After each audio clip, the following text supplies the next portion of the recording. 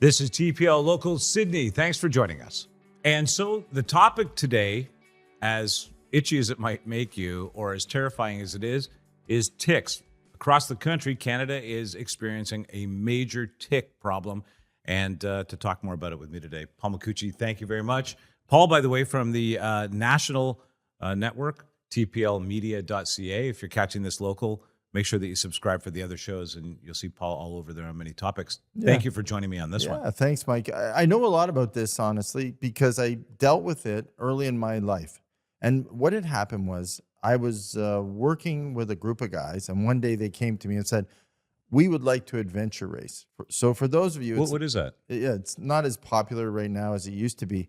But years ago, it was super popular. We used to travel around the country, and we used to do 1 day, 3 day races. They even had 7-day races, only did one of those. And what we would do is we would bike, run, we would canoe, we would portage, rappel, all kinds of events. But you did it with a map.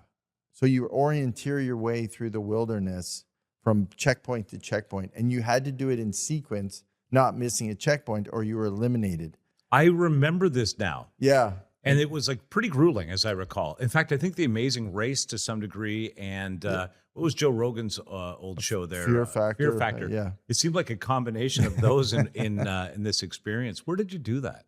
So we did it mostly in Ontario, but we had a motorhome, so we traveled across into BC, did some races in BC, and you got to see the country. Beautiful, we were deep inside the country, so we would lose ourselves in forests and rivers for days on end, and I loved it. And we were a Team Powerhouse was the name, because all of us were over 200 pounds.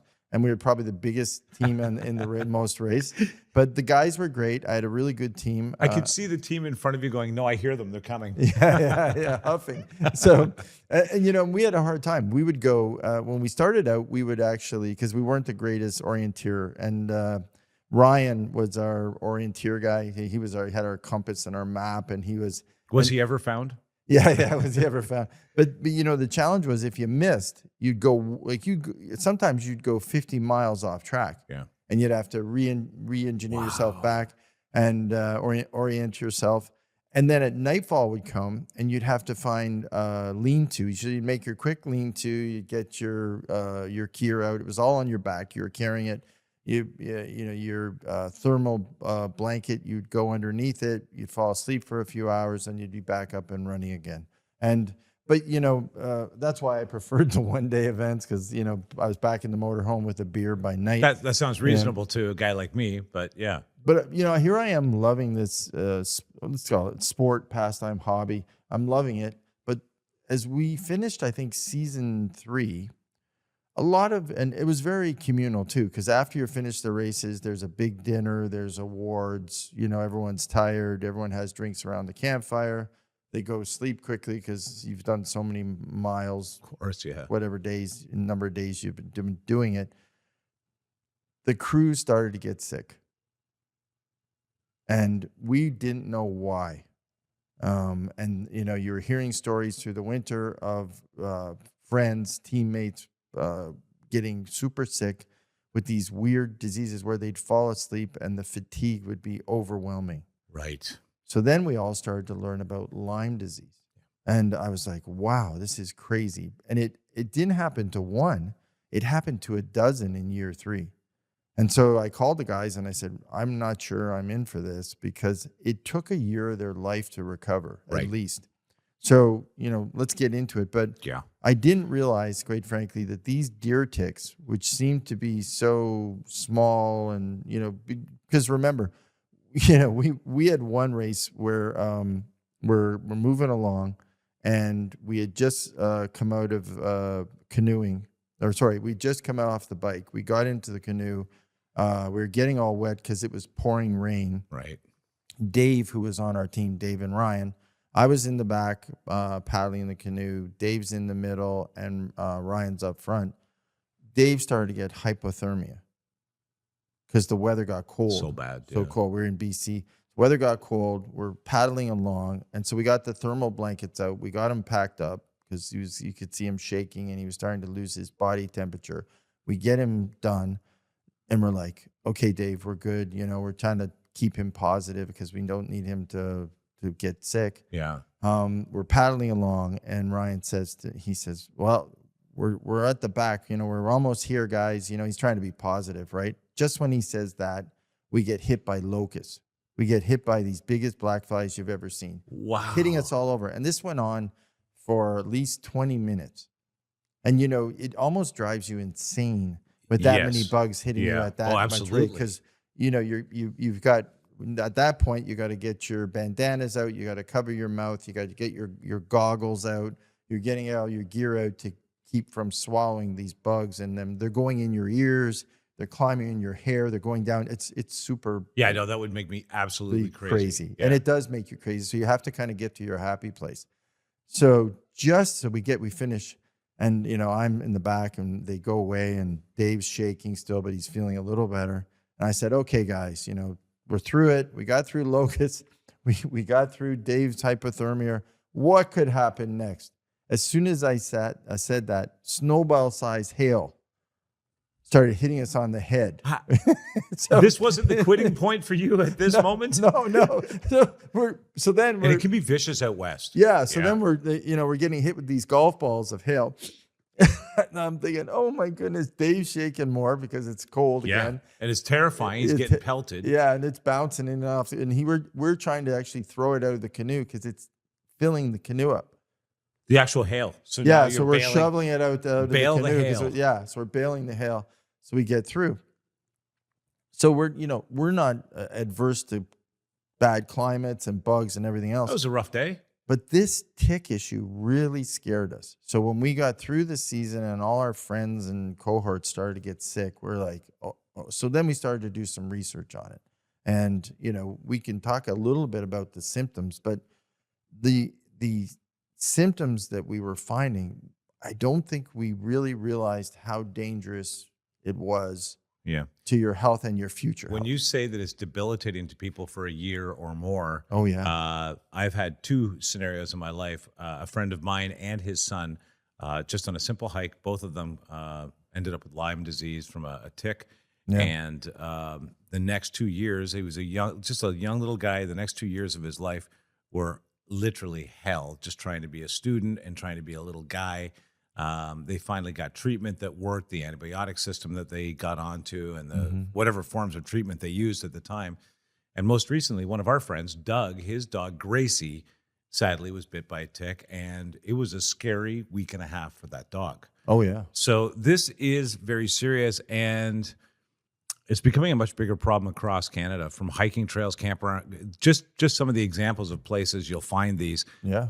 Tall grass, unkept, low-lying grass and shrubs, hiking trails, campgrounds, local parks, even backyard gardens. I was in the garden last night, and I kept doing this. I kept looking. I had the tick spray on, and it's 31 degrees at 10 o'clock last night, and I'm still wearing a pair of pants because it's probably the most effective way to avoid ticks. It is. And now reports are saying that the tick population is on the rise. Health risks that they pose are terrible. Let's talk about how maybe you can protect yourself and what some of the fallout from this is. I made some notes from the Ontario has a very stringent tick program right now, asking people to make sure their pets are checked, to check clothing when they come inside. Just a huge awareness program going on. But the first question is why? And the reason, first of all, scientists think this is on the rise is because we've had shifting milder winters in parts of Canada that are normally frozen out, allowing tick populations to survive, live longer, become hardier. Yeah. And then the other issue is that it's just spreading, and it's spreading north as the milder winters are happening. And then the other thing that we're seeing because of that is because it is moving north where there's more wildlife. Wildlife is traipsing it around. So it's being transmitted essentially by wildlife in many ways because they're so affected by it as well. Yeah. Now the risks, you talked about the main one. Oh yeah. Well, can I just one thing, and this is something you got to really pay attention to, which again, we were so oblivious to Lyme disease and ticks when we were doing this. Well, it is a fairly new understanding.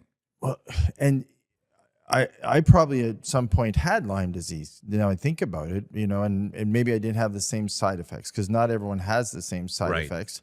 But we would finish a race and we'd be sitting there having a beer and a hamburger and a barbecue, and we'd be all sitting telling war stories, because when you're doing these races, there's these crazy war stories that happen. People ride their bike over the side of cliffs. People you're in the wilderness, right? People are riding along and they hit a stump and they basically fly 10 meters. Yeah, for sure. So there's all these kind of stories you tell, and they're unfortunately when you start off with 100 people, 10 or 50 of them come back pretty banged up. Yeah. Whatever happened to Spraying them. something. So something. we'd sit around kind of, showing our arms and legs and having a drink and talking about this. And every once in a while, throughout the different summers, these people would say, "Look at this on my arm." And there'd be this huge bullseye. Right. And we'd all go, What caused that? "That's the weirdest bruise I've ever seen." Yeah. Right? It wasn't a bruise. It was the tick bite. It was Right. it was from the deer tick, and they had bit them. And the little buggers sit in the weeds. They sit damp. They love damp spaces. So if you're by a river or you're by somewhere, you got to really watch out, because they love to sit there. And they sit there and they jump. So you can see them. So if you ever watch a tick, I don't know if you've ever been And they by a jump tick. fast. It's crazy. It's like, So when you go by flies sometimes and you see flies going like this Yep. around you, ticks kind of do the same thing. They're sitting there and they get on you. So they might land on your pants and then they start to crawl along, and they're looking for a soft, fleshy part of your body. right. And once they get there, and they love like your inner thighs, they like to In be the by your groin belly area, button. belly button. Yeah. Yeah, exactly. They want to be there. So when they see that flesh, that's when they go in and they attach to Right. relieve or to inject the bacteria.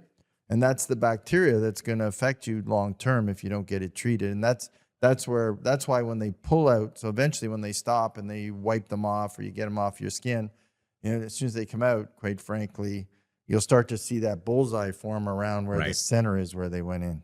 I actually got a tick, discovered it getting in the shower. Oh, I flipped out. Oh no. yeah. Because now this is at a time just a couple of years ago where we were starting to hear about Lyme disease and it was becoming prominent. There's a business owner from Magnotta Winery. You might know them here in Ontario. I do. Rosanna Magnotta, unfortunately, her husband, founder of the company, passed away due to complications after suffering some time with Lyme disease. And she started a foundation. I started to learn more about that through the radio station I was at. I found this thing and I flipped out. When I called the doctor, and I should share this with people, when I called the doctor, they said, "Okay, here's how to remove it. Yeah. Press down at the head of it Yep. and remove it backwards using tweezers. Ideally, if you can get a tick remover, that's going to be the best way." The next thing the doctor said was, "Don't panic. I have a prescription ready for you. It's an antibiotic. It should counter the bacteria, and you shouldn't have any other problems." So early detection is a big deal. If you've already got the bruise, if you've already got the target from it, Mm-hmm. still treatment is available. However, you're in better shape if you can get it before that bacteria starts to really transmit into your body. Some of the risks: Lyme disease remains the biggest concern. Symptoms include fever, fatigue, headaches, exactly what you're describing, muscle aches and joint pain.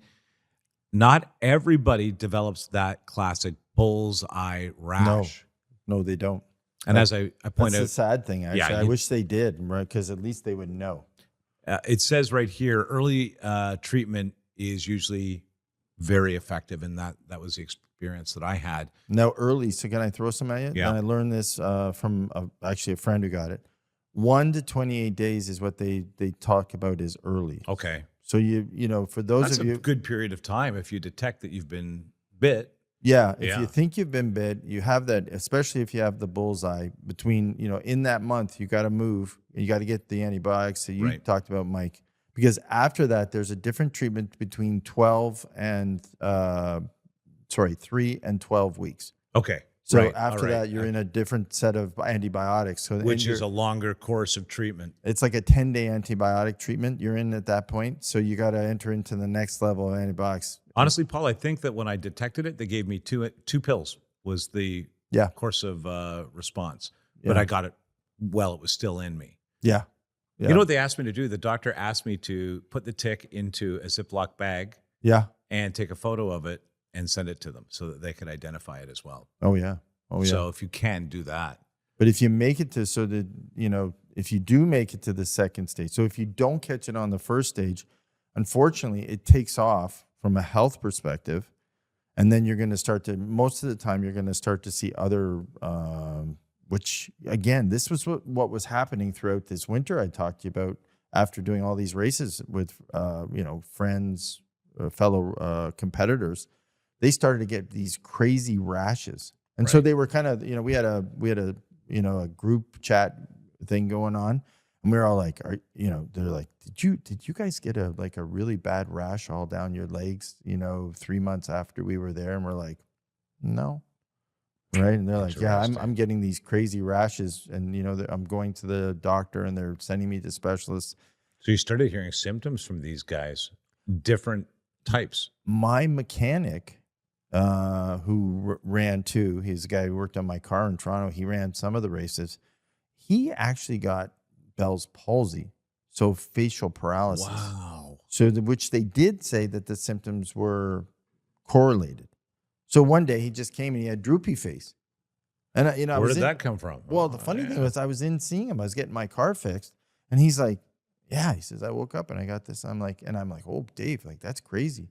Now, he did recover. He got everything back going again, but it was really bad. Bell's palsy can be a long, arduous, terrible process to get through. And He got through it. well, yeah. Okay. So now a couple of things I think we should maybe do at this point. We've terrified everybody, which is good. Yeah. Really. I mean, it's one of those things you need to be aware of. Wear light colored clothing when you're hiking or camping. They do not seem to detect lighter colors as easily. Yes. Use insect repellent containing DEET. Remember we were told don't use DEET? Use DEET. I'm not a doctor, but I'm going to tell you right now, if it'll work for this, use DEET or icaridin. Icaridin. Does that sound familiar to you? No. Okay, well, I'll put that in the description so you've got it. Stay on established trails when possible, because they don't, you're going to find them like we put out there right away. It's in the tall fescue and the weeds that are growing. Yeah. Avoid walking through tall grass and dense brush, and perform a full body tick check after outdoor activities. This is essential. I would not have found that tick, except that I was lucky. Now I kind of take a look. Yeah. Shower after spending time in wooded or grassy areas, because you can, in fact, detach or wash away ticks that have not attached as of yet. And then now, how to remove one of these things. I'm going to ask that you look this up. Consult a doctor, because a demonstration of this we cannot do for you. As much as I tried to find a tick to put on you, Paul, I could not before I left the house. Use fine tip tweezers. Yes.